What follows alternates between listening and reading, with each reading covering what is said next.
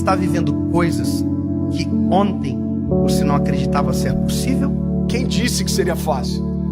Jesus nunca disse que seria fácil, mas Ele deu uma promessa para nós: pode ser leve, porque eu vou trocar de fardo com você. Eu já troquei de lugar com você na cruz. Então aquilo que você merecia receber, eu já recebi. E aquilo que eu merecia por parte do meu Pai, eu entreguei para vocês. Mas isso não significa que vai ser fácil, irmão. Se a gente perder tudo, mas não perder a fé, a gente não perdeu nada. Porque a fé é a chave que move o sobrenatural. A fé é aquilo que faz com que alguém que não tem nada aos olhos dos homens viva como alguém que já recebeu tudo aos olhos de Deus. Eu não me movo mais por aquilo que eu vejo, mas eu me movo por aquilo que eu creio. Se você se agarrar à fé que Deus depositou em você, nada vai ser impossível para você. Quem sabe não seja a hora de você crer no Deus que te respondeu hoje, quando ontem era impossível, e acreditar que amanhã Ele será presente na sua história e vai responder a sua oração. Uma palavra libera um destino. Uma palavra ressuscita mortos. As nossas decisões, elas têm impactos a curto, médio e longo prazo. Porque existem reflexos do que fazemos, repito, no curto, no médio e no longo prazo. Coisas simples, sabe? Coisas que às vezes parecem ser até simples demais, mas que são importantes e que definem a nossa trajetória. A razão número 1 pela qual as pessoas não conseguem o que querem é não saberem o que querem. Se você parar para pensar na nossa vida, nós só valorizamos quando aquilo que estava nas nossas mãos vai embora. E nas nossas mãos não tinha valor, mas quando vai embora a gente percebe um olhar sensível para aquilo que temos, para o que somos. Nós precisamos de dor, nós precisamos de perda para verbalizar coisas que os nossos sentimentos ocultam, às vezes até mesmo de nós. Por que você murmurava ao invés de você declarar aquilo que você desejava ver? A fé não é a gente constatar o que está acontecendo, é a gente declarar o que vai acontecer. Então, ao invés da gente ficar murmurando, entenda isso em nome de Jesus, começa a declarar por fé as realidades ao teu redor e elas vão ser transformadas. Aquilo que poderia ser um ponto de tensão na minha casa se tornou um pilar de sustentação na minha casa. Por quê? Porque não tem a ver com aquilo que me cerca, mas como eu enxergo aquilo que me cerca. E é por isso que eu quero te convidar em nome de Jesus a entender, cara, a razão pela qual a gente não vive muitas coisas é que a gente não sabe para onde a gente quer ir. Às vezes você já está num lugar onde um dia você sonhou que esse lugar traria para você plenitude. Aí agora você já está ansioso com um novo futuro. Aí quando o futuro chega, você já está ansioso com um novo futuro. Sabe uma das coisas que eu mais tenho visto na minha geração? Quando aquilo que um dia era futuro se torna presente, ele está encontrando a gente ausente. Porque a gente já tá sonhando com um novo futuro desejado. É dolorido falar isso, mas já parou para pensar que tem gente que só vai entender a preciosidade da vida quando a de alguém de muito perto for ceifada? Eu não sei se você já teve a experiência de ir a um velório, mas vá a um velório, é pedagógico. Você sai do velório muito mais amoroso, você sai do velório muito mais sensível, muito mais grato. Você agradece o ar que respira quando descobre que a pessoa que está no caixão faltou o ar para viver. Você valoriza o coração que bate no peito.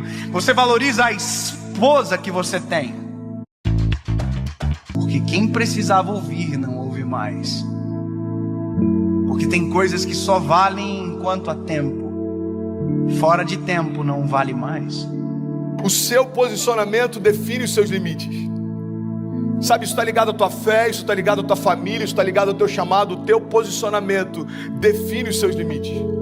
Tem milagres que você está esperando que aconteçam, mas você não deu os primeiros passos de fé para que eles se realizem. Tem romper que você está esperando que se manifeste, mas você ainda não deu os primeiros passos de fé para que ele aconteça. Tem momentos, irmão, que a gente está clamando para que Deus mande a chuva, mas a gente nem preparou a terra ainda. E Deus está falando: ei, se eu mandar a chuva do jeito que os campos estão, eu vou destruir a tua plantação, eu não vou te abençoar com isso. É Deus falando: ei, se prepara para receber aquilo que eu quero derramar. Se prepara para receber aquilo que eu vou derramar sobre você. Você precisa se posicionar na direção do teu milagre. Nós não podemos deixar a nossa vida chegar a um momento aonde as esperanças não existem mais, porque aquilo que era para ter sido um tempo, perdeu-se o tempo. Perder para valorizar. Nós não precisamos disso. Nós não precisamos, deixar ir embora para perceber a importância que tinha quando estava perto. Alguém que não é rei ainda, mas já se porta como tal, está preparado para assumir o trono. Você quer um exemplo claro? Deus unge Davi. Davi era improvável, Davi era desconhecido, Davi até para o seu pai e para os seus irmãos era invisível, mas a partir daquele dia, aos olhos de Deus, Davi já estava no trono. Só que aos olhos dos homens, olha para mim em nome de Jesus, como demorou um período entre a unção de Davi e Davi assumir o reinado. Aos olhos dos homens, os homens olhavam para o trono e viam Saul. Aos olhos de Deus, o trono estava vazio, irmão, porque o rei que era por direito ainda não havia se assentado lá. Ei, Deus está falando, tem tronos que você está olhando e parece que estão ocupados, aos meus olhos já foram esvaziados. Não se mova por aquilo que o homem vê. Eu não vejo como o homem vê. Talvez você está olhando para uma situação e ela parece intransponível. Jesus já está olhando lá na frente e já foi vencida. E Ele está falando, ei, você está preocupado por conta dessa crise? Eu conheço o teu futuro. Eu sou aquele que, eu não tenho, entendi isso, irmão. Jesus, Ele não está na eternidade, a eternidade está em Jesus. Então Ele conhece a eternidade passada, a eternidade futura. É por isso que algumas crises para os céus não fazem sentido, porque às vezes uma crise financeira abate a gente, mas Jesus já sabe o que está te esperando na estação seguinte. E Ele está falando para a gente nessa manhã, ei, você está preocupado por conta dessa crise? Filho, eu desenhei a tua história, eu sei onde você vai, fica tranquilo. Pare de reclamar daquilo que você ainda não se moveu para viver. Pare de reclamar do resultado de escolhas que você não fez. Para você viver a vida que você deseja, você precisa abrir mão da vida que você leva. 2 Crônicas 7,14 diz: se o meu povo, que se chama pelo meu nome, se humilhar e orar e buscar a minha face e se afastar dos seus maus caminhos, dos céus eu ouvirei, perdoarei os seus pecados e eu sararei a sua terra. Existe uma condicional. Deus está dizendo, olha, se o meu povo, que se chama pelo meu nome, se humilhar e clamar e se arrepender, o que Ele está dizendo é o seguinte: se você der os passos de fé, os céus vão reagir àquilo que você está se movendo. Evangelho não tem a ver com conforto. Evangelho tem a ver com propósito. E é por isso que muitas vezes a conta não fecha,